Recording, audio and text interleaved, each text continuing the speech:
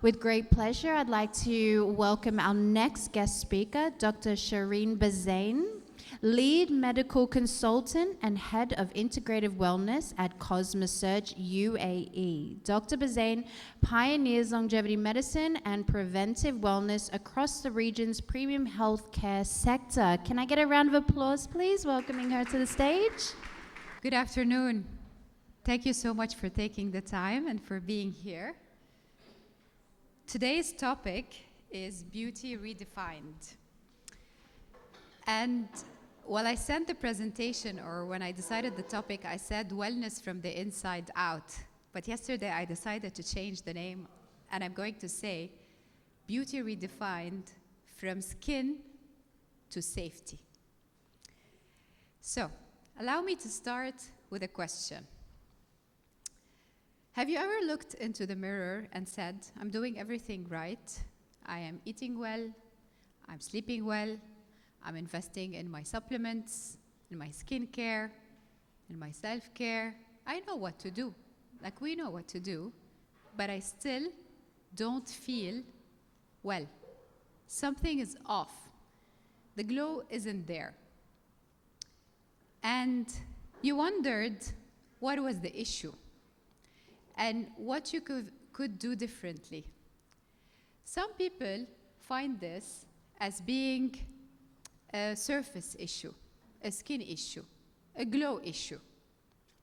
Actually, it's not. Years back when I started working with integrative and longevity medicine, there were women and men in front of me in the clinic.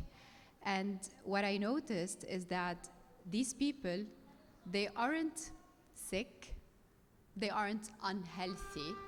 They looked fine on the outside, but they were flat. Their energy, their vitality was flat. And I recognized then that this is not a medical problem, it's a survival problem. We're too busy surviving that it taxes so much on our biology. Surviving is very expensive. When you are in a survival mode, the biology, the nervous system cannot repair. And when you cannot repair, you cannot rejuvenate. And when you cannot rejuvenate, you cannot glow. So surviving is very, very expensive. And most people think that the loss of glow, the loss of vitality, it means that something is wrong with my biology. It doesn't have to be, but certainly that something is wrong with the system overall. So before I go any deeper, I want to take you on a journey today from science to soul. First, we're going to start from surface skin to signal, how to interpret and think differently about the signs and signals our body is sending for us. That will lead us to the silent saboteurs. What is silently and quietly depleting our energy and sabotaging with our best vitality, glow, and surface performance?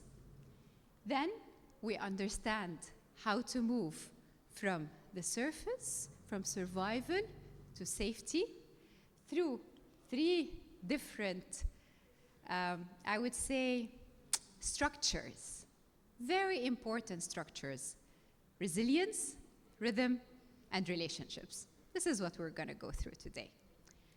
So first, many people think that everything starts with the surface, everything starts with how we look, with the skin. But actually, the body is a very intelligent communicator. The body tells us what's wrong. The problem is, the language of the body isn't the language we're used to speaking. So many people don't know how the body communicates with us. We don't know the coding of the language of the body. That's why relying on how we interpret things sometimes can be confusing. And seeking sometimes an expert who understands how to decode the body's language can be a great investment. So the body has a feedback mechanism. When you look at puffy eyes, that means it's not that you're not using the right eye serum. That's not what it means. It means that you probably don't have an efficient quality of sleep. It probably means that your lymphatic drainage system isn't working properly. It probably means that your kidneys are overwhelmed with too many, I would say, bad not nutrients even, bad ingredients, and too little micronutrients. That means that your balance between minerals and hydration isn't optimal. This is puffy eyes. It could also mean that the minerals that are necessary for proper face color, which is iron stocks mostly, is depleted. So looking at puffy eyes isn't always puffy eyes. It's actually deeper signals that the body is telling and sending you. Dull skin. Dull skin isn't just about, not knowing which cosmetic treatment to do because of aging. Dull skin has everything to do at its root with poor cell cycling or poor cell turnover. It's poor mitochondrial health. It's the inability of your skin to regenerate and rejuvenate. Hair thinning now, that's a pretty big one. It's not just about the minerals, the silica, the iron, the zinc, selenium, a protein. It's also about chronic stress. It's about the environment that sends a signal to your hair follicles saying it's not safe to grow new hair. We're busy doing something else. We're busy fixing something else. And finally, weight resistant. That's a big one for women especially. It's not about your discipline. It's not at all the fact that you can stop eating this bad food or not being able to go on a diet. It's actually the body's own innate protection mechanism to keep the energy because it feels that we are in a survival mode. And do people waste energy where they are in survival? Never. You never shed when you are in a survival mode. And whether we like it or not, our modern times look like something that pushes us to be in a rhythm of survival. With the influx of noise, of social media, of to-do lists, of tasks, of things to fix. Finally, that gets to a loss of glow. So loss of glow can be everything from loss of microcirculation, poor blood circulation, and if you're not hydrating well, you're not exercising well, all of it could be surface skin. So these are not flaws. These are messages. It's clearly your body telling you what is imbalanced in your system or in your lifestyle, which gets us to understanding what the silent saboteurs of daily life are. And here it gets a bit technical, but when we talk about gut inflammation, is anyone in the room doesn't know what gut health is? I doubt. I really doubt. Yes, Kinda doesn't know what gut health is. So gut is the trillions of microbacteria that lives in the lining of our gut. This diversity of microbacteria and the health of this microbacteria allows an immune barrier for us to protect from invaders that we intake on our daily basis that are not always good for us. So it's our first immune layer or immune protector. And when the gut is not okay, this puts it under inflammaging, which means inflammation that causes allergies, problem, disharmony, and aging. It's one of the most silent saboteurs of aging. As you will see, aging is not the problem. Accelerated aging is. The second silent saboteur is poor sleep. How many times have I sacrificed sleep to work? Oh my God, I can't tell you how many nights in my 20s I have sacrificed sleep to work. Now I really take it as sacred. Even when my son was born, wow, lack of sleep, it does things to you, doesn't it? So, poor sleep. Sleep is not just for beauty. Well, we say beauty sleep, that's correct. It's a scientific statement. But sleep is for repair. And repair is what you want your body to do. You want your body to go back to its innate intelligence of knowing how to fix itself on its own. The program is already there. All you need to do is allow space for that program to get activated, and sleep is the time to allow that space. It will allow cell recovery, and it will allow cleaning of the zombie or the senescent cells that are in turn causing inflammation and therefore accelerated aging. So you're cleaning not only the body cells, but also the brain cells. It's a gliadic lymphatic drainage as well. So you cannot get collagen if you're not sleeping. Chronic stress, and by chronic stress, I don't mean someone who is so stressed that they're burned out. No, this is silent stress, a type of subtle depletion, the type that we're not actually noticing, and that our system got so used to it that it normalizes it. This is the chronic stress I'm talking about. And this stress alters our epigenetic expression. Let me put this in English. So that means that the body has a certain genetic predisposition. This genetic predisposition actually either expresses itself through health or through disease. Chronic stress is not just emotional stress. It's signals sent to the genetic code saying to upregulate the inflammation pathways and downregulate the repair or recovery pathways. Aging is actually a balance. It is the loss of the ability of the body to repair itself. If you go just to that definition, the loss of the ability of the body to repair itself, you understand why talking about repair and recovery, I think, is probably the most important pillar when it comes to aging. So we're not talking about burnout, we're talking about subtle daily depletions that we are not noticing. So safety, not survival. And how do we achieve that? I mean, words are easy. I can say that I want to feel safe and I don't want to live in a survival mode, but I'm a mom, I'm a working mom, I do 3 jobs in one day, and I have to manage the house and the checklist and the chores and what to order and when is the nanny coming and what she has to do today and what is for lunch tomorrow. So how can I not be depleted? How can it feel safe? And I think I speak for all working women, achieved women, men, moms, whatever you do on a daily basis, I think you feel or resonate with so many things having to be done. So we don't need more things to do. We don't need a task list to fix. We just need to do less and feel more.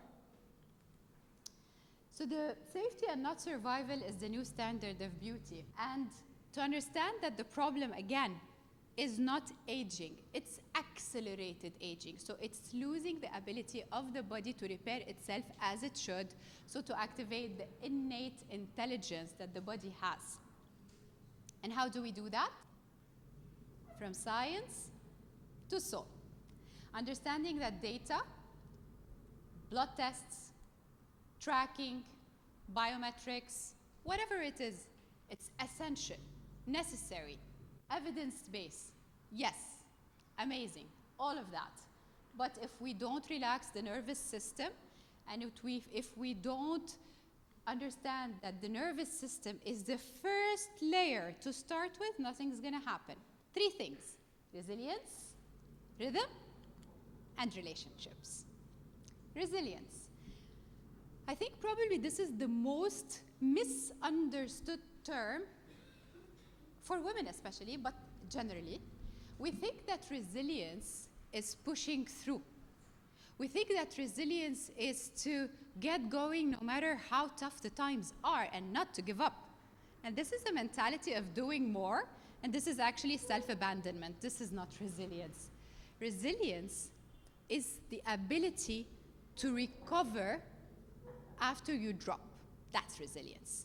It's to have a nervous system that's able to activate the repair and recovery mechanism.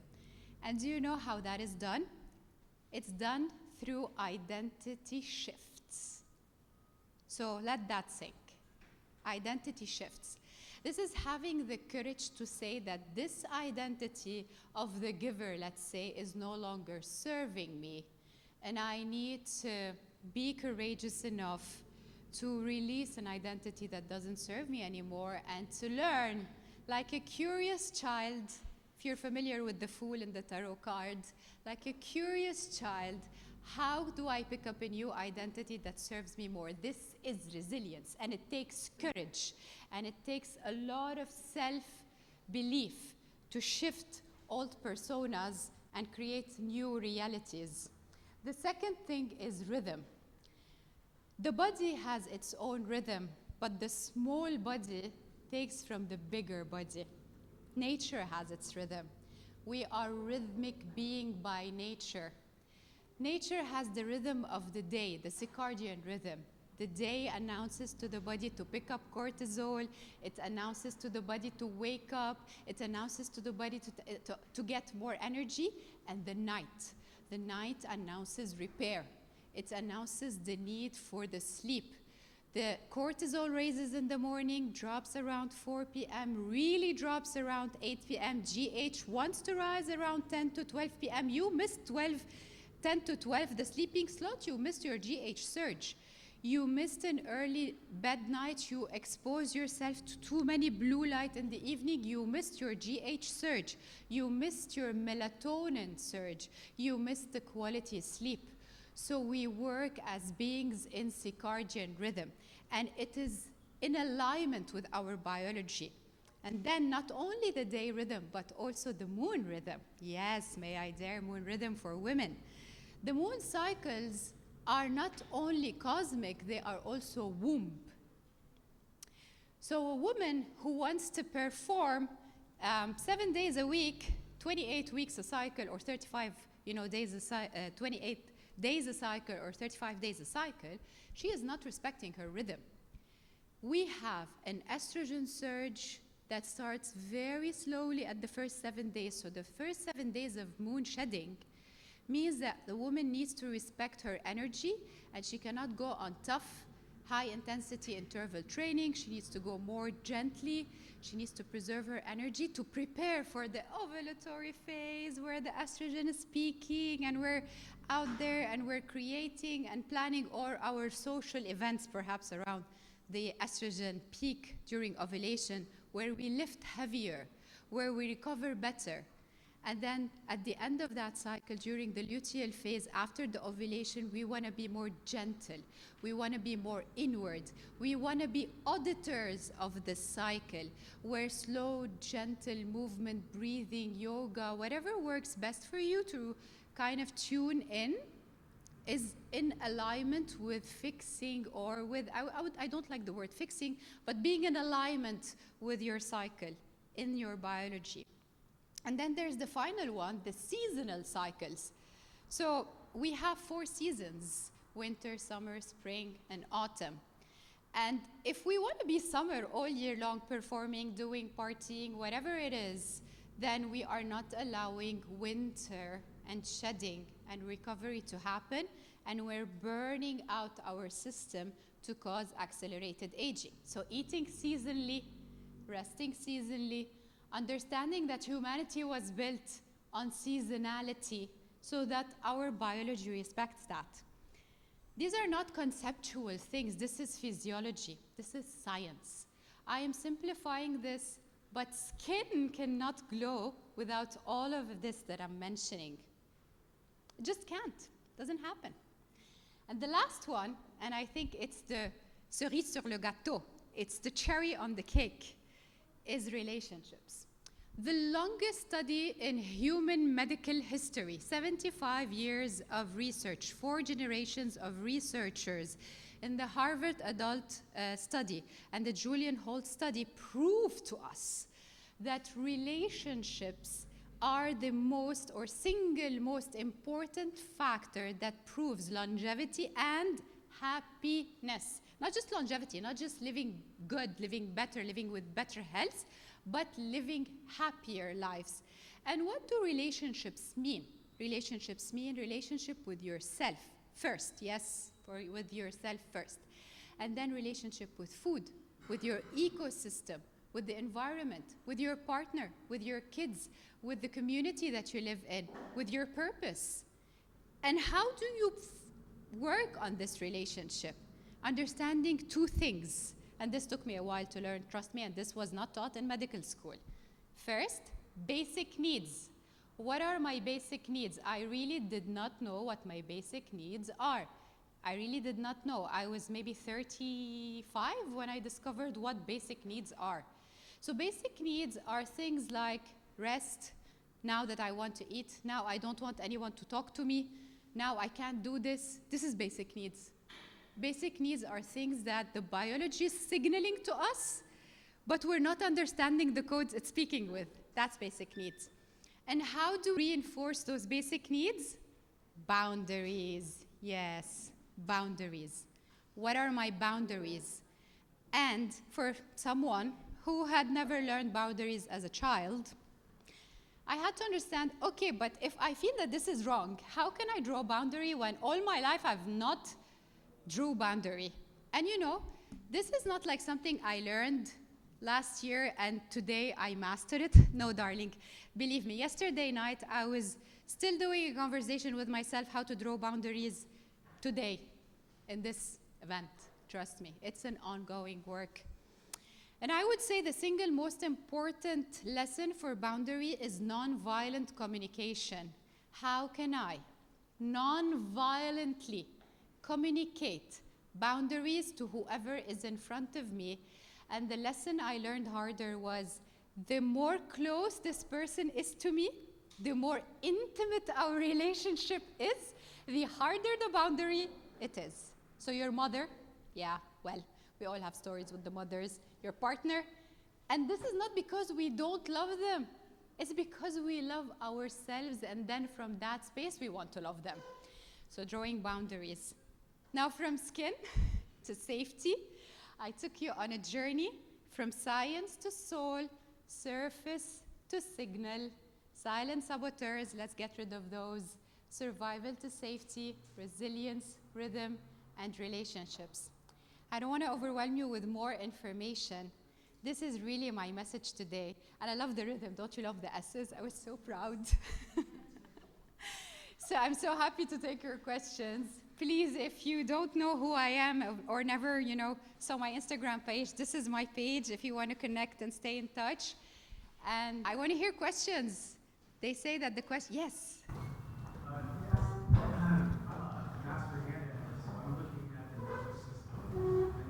Had a look at the fingerprints because we now see through the nervous system the area where we have transgenerational trauma and where that is, where the trigger with sabotaging patterns you can see from positive intelligence production. So actually, you can explain that one? Yes. So your question is, have I looked at? Hand analysis and fingerprints. Okay. I agree to the concept that generational trauma, personal trauma, is something that is embodied inside the nervous system and therefore inside the cells. I know that they did not teach me this in medical school, but today, after 15 years of practice, this is a duh. And whoever doesn't see this duh, I don't understand how they practice medicine, to be truthfully honest. Now, what is the modality or the tool to discover where that trauma is? I don't think there is just one modality. I think that, like you said, there are so many uprising technologies that we can't know all of it. But yes, I agree that there are some technologies that show some bioresonance, some fingerprint tests, some spectrophoto, whatever the technology is, as long as it's well developed, backed by, at least some kind of studies or tracking or, epidemiologic observational things, it works. And I'm going to be very honest with you. Some people have more intuitive capacity to read the field than machines do. And this is coming from the medical doctor on stage. Because I believe that many have gifts, and some machines do far better work. But if you can combine both, let's say, in your quest, I would say wherever you feel safe and wherever you feel resonance with any technology or person, that's where the answers lie. But the concept of having trauma stored in the cells in a nervous system is definitely something that is true for me as a practitioner. I hope I answered the question. Yes. Yes. Yeah, my name is Christopher, and I work with brain activity. What do you think about neuroplasticity? As I know, trauma is unique neuron patterns in our brain. It's more, Yes, it's okay. Please continue. it's formed in the past, and it's not just like psychology. It's architecture of our brain. And if you want to make some neuroplasticity, it has to be connected with body and not just with brain. What do you think about it? And because our emotional model in our body is neurobiology, it's not just psychology. What do you think about it? So allow me to rephrase your question so that I understood it well. You're asking about neuroplasticity as a concept to work with in terms of body and mind. Is that your question? Yeah. Yes. Okay, wonderful. So let me draw like a figure for you. How much time do I have? 5 minutes, great. Okay, so consider your nervous pathways in your brain and how they connect to every cell of your body like a ski slope, okay? You live on the top of the mountain. There's a beautiful mountain, and it's covered with, with like snow, and your food is at the end of the valley. And since you were little, you have been learning to go down every single day from that house to get your food. So you started building a trail. This is where the pathways, the neurological pathways have been imprinted. And this is due to personal, and this is due to generational, I would say inherited rhythms from your parents. You've built these pathways so deep in the snow that whenever it starts snowing the second day, you can't now go on a new road because the pathway is already drawn for you. Yes, it's already dictated. The automatic nervous system doesn't know better. And actually, if you want to take the higher slope where the pathways, it's just not possible for you. Neuroplasticity is when it snows again and covers all the mountain so that you have the freedom and courage to draw new pathways. If you understand that, you understand what neuroplasticity is and how courageous it is for someone to allow the snow to fall again completely so that they are in oblivion for a certain phase of time before drawing new pathways. It takes courage, but it's definitely something we need to look at in future medicine, in aging medicine, in body and nervous system relaxation, and I would say in longevity for sure. Did I answer your question? Yeah, answer. And what about you? How do you work with neuroplasticity? Yes. Yourself or with your Yes, very nice question. Thank you for, I never talk about my work, I always talk about something. So, in the clinic, we address, so I work in CosmoSurge, Integrative Wellness Clinic. I'm head of department and the founder of the concept. I'm also a clinical lead in an NMC group where I train doctors on how to start practicing preventive medicine. That's what I do on a daily basis. So in the clinic where someone comes to me or to us, there is a huge analysis that we do, including data, biomarkers, functional testing, genetic testing, epigenetic testing, or none, depending on the person, right? We don't generalize, it's personalized. So depending on what your goal is and what you want to achieve, we do an analysis. After the analysis, we run those tests, we analyze the test, and what's the most beautiful about what I do is not the testing part or the biology part, because when I have the data, I can take it at home and I can do the work on my own. I don't need the person to be there. But in the clinic, I would say I developed a technique that comes through years of experience and studies. I have a minor in psychology, and I've done so many therapies and modalities throughout my life to align myself so that I'm able to understand subtle sabotaging patterns due to inherited belief systems that are sabotaging the way you behave on a daily basis. And I highlight this in the clinic so that the invitation is, how do you stop, and how do you not stop but transmute this into a sustainable way of being? And that has to do with neuroplasticity. For some people, this could be modalities or technologies that most align with them. For others, this could be therapy. For others, this could be plant medicine. I mean, these choices are open in terms of modalities, but the assessment and the recognition of what are the dynamics that are sabotaging one's plan is what counts. I hope I answered your question. Yes, of course. We can have that. So you can find me down. I will be at the Cosmosurge booth. Please come and ask your questions. Thank you so much. I really hope you enjoyed the talk. Thank you. Thank you very much, Dr. Cherrine. Thank you, thank you.